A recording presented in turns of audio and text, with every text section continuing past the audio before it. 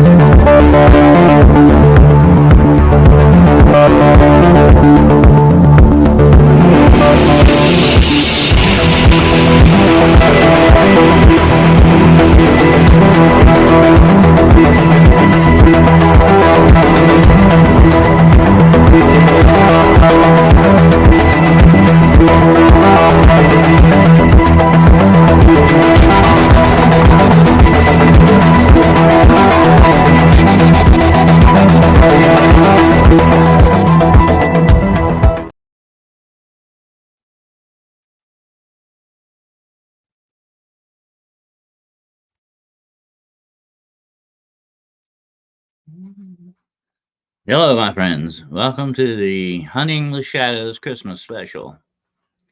This program is pre recorded, okay? Got a few little things for you tonight. How the Grinch stole Christmas. Every Who down in Whoville liked Christmas a lot, but the Grinch who lived just north of Whoville did not. The Grinch hated Christmas the whole holiday season, though please don't ask why. I wouldn't quite knows the reason. It could be his head wasn't screwed on just right, or it might be the fact that his shoes were too tight. But I think the most likely reason of all may have been that his heart was two sizes too small. Whatever the reason, his heart or his shoes, he stood there on Christmas Eve, hating the Who's, staring down from his cave with a sour, grinchy frown at the warm lighted windows below in their town. For he knew every Who down in Whoville beneath was busy now hanging a mistletoe wreath, for they're hanging their stockings. He snarled with a sneer, "Tomorrow is Christmas, it's practically here." Then he growled with his stretched fingers nervously drumming, "I must find some way to stop Christmas from coming." For tomorrow he knew all the Who girls and boys would wake bright and early, and they'd rush for their toys. And then, oh, the noise, noise, noise. Oh, the noise, noise, noise, noise. That's the one thing he hated, the noise, noise, noise, noise. And then the Who's, young and old, would sit down to a feast. And they'd feast, and they'd feast, and they'd feast, feast, feast, feast. They would feast on Who pudding and rare Who roast beast, which was something the Grinch couldn't stand in the least. And then they'd do something he liked least of all. For every Who down in Whoville, the tall and the small, would stand close together with Christmas bells ringing. They'd stand hand in hand, and the Who's would start singing. And they would sing and they'd sing and they'd sing, sing, sing, sing. And the more the Grinch thought of this Who Christmas sing, the more the Grinch thought, "I must stop this whole thing. Why, for 53 years I've put up with it now. I must stop this Christmas from coming." But how? Then he got an idea, an awful idea. The Grinch got a wonderful, awful idea. "I know just what to do." The Grinch laughed in his throat, and he made a quick Santa Claus hat and a coat, and he chuckled and clucked, "What a great Grinchy trick! Why, this coat and this hat, I'll look just like Saint Nick. All I need is a reindeer." The Grinch looked around, but since reindeer are scarce, there was none to be found.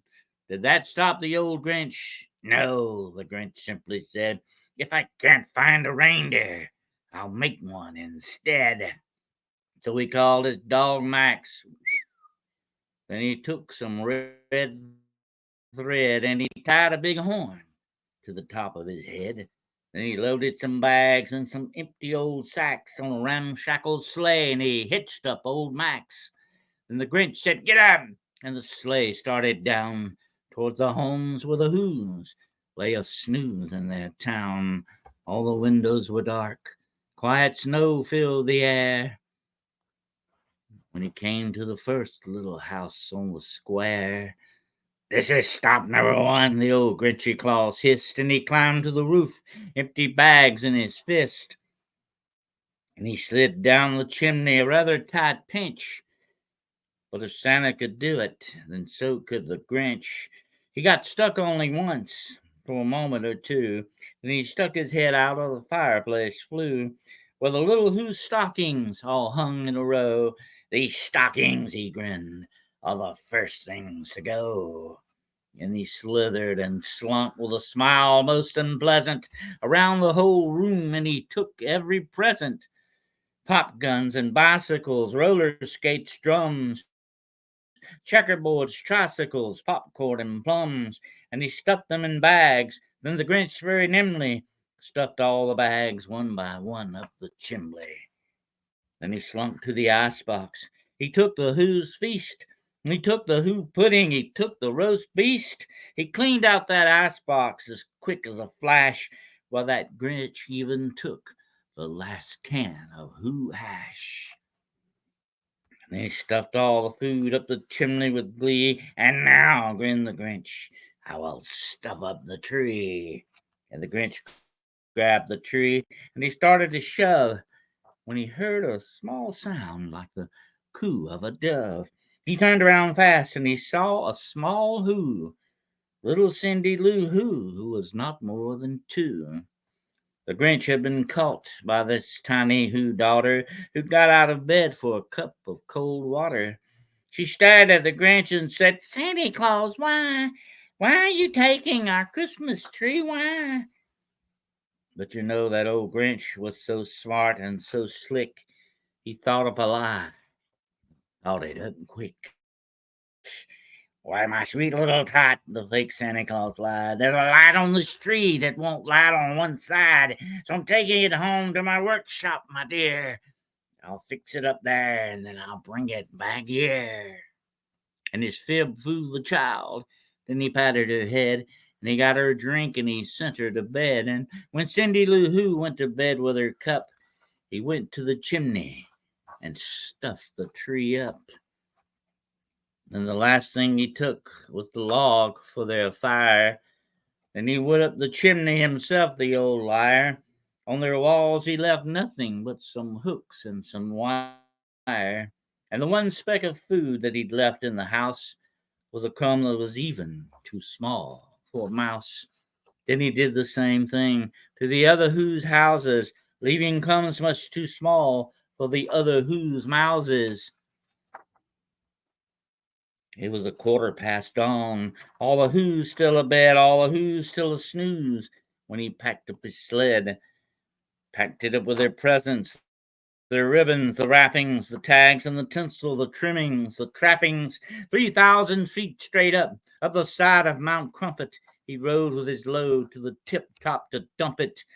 "Pooh, pooh to the Who's," he was grinishly humming. "They're finding out now that no Christmas is coming. They're just waking up. I know just what they'll do. Their mouths will hang open a moment or two. Then the Who's down in Whoville will all cry boo-hoo." "That's a noise," grinned the Grinch, "that I simply must hear." So he paused, and the Grinch put a hand to his ear, and he did hear a sound rising over the snow. It started in low, then it started to grow. But the sound wasn't sad. Why, this sounded merry. It couldn't be so, but it was merry, very. He stared down at Whoville. The Grinch popped his eyes, then he shook. What he saw was a shocking surprise.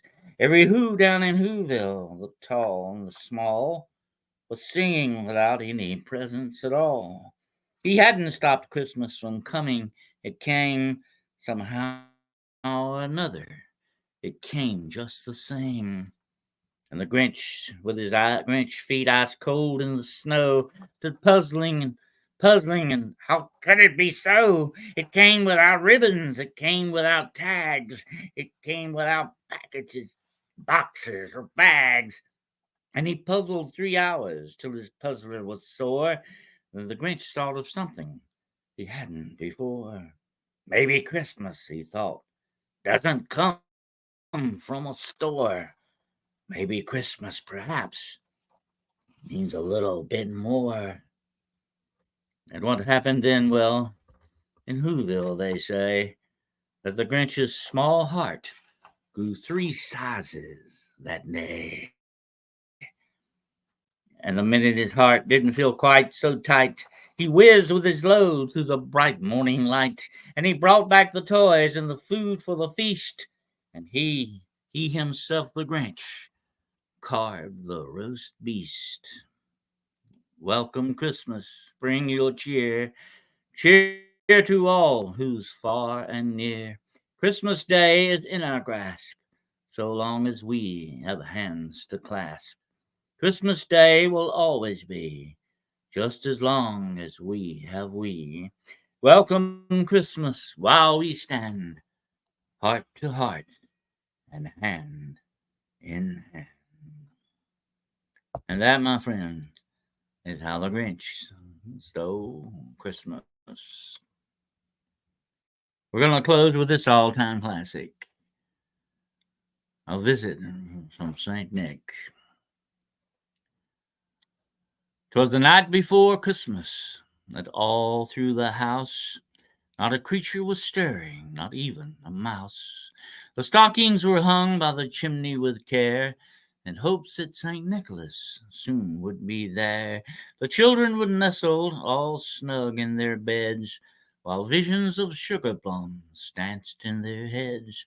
My wife in her kerchief and I my nightcap had just settled our brains for a long winter's nap. When out on the lawn there arose such a clatter, I sprang from my bed to see what was the matter. Away to the window I flew like a flash, tore open the shutters and threw up the sash. The moon on the breast of the new fallen snow gave a lustre of midday to objects below, when what to my wondering eyes should appear but a miniature sleigh and 8 tiny reindeer, with a little low driver so lively and quick, I knew in a moment it must be Saint Nick. More rapid than eagles his coursers they came, and he whistled and shouted and called them by name. Now Dasher, now Dancer, now Prancer and Vixen, on Comet, on Cupid, on Dodger and Blitzen, to the top of the porch, to the top of the wall. Now dash away, dash away, dash away all. As dry leaves that before the wild hurricane fly, when they meet with an obstacle, mount to the sky. So up to the housetop the coursers they flew, with a sleigh full of toys and St. Nicholas too. And then in the twinkling I heard on the roof the prancing and pawing of each little hoof. As I drew in my head and was turning around, down the chimney St. Nicholas came with a bound. He was dressed all in fur from his head to his foot, and his clothes were all tarnished with ashes and soot. A bundle of toys he had flung on his back, and he looked like a peddler just opening his pack. His eyes, how they twinkled, his dimples, how merry, his cheeks were like roses, his nose like a cherry. His droll little mouth was drawn up like a bow, and the beard on his chin was as white as the snow. The stump of a pipe he held tight in his teeth, and the smoke it encircled his head like a wreath. He had a broad face and a little round belly that shook when he laughed, like a bowl full of jelly. He was chubby and plump, a right jolly old elf, and I laughed when I saw him in spite of myself. A wink of his eye and a twist of his head soon gave me to know I had nothing to dread. He spoke not a word, but went straight to his work, filled all the stockings, then turned with a jerk, and laying a finger aside of his nose, and giving a nod, up the chimney he rose. He sprang to his sleigh, to his team gave a whistle, and away they all flew like the down of a thistle. But I heard him exclaim, ere he drove out of sight, "Happy Christmas to all, and to all a good night. Thank you for tuning in to our little Christmas special from all of us here at Hunting the Shadows. We want to wish you happy holidays, Merry Christmas, and a very happy New Year.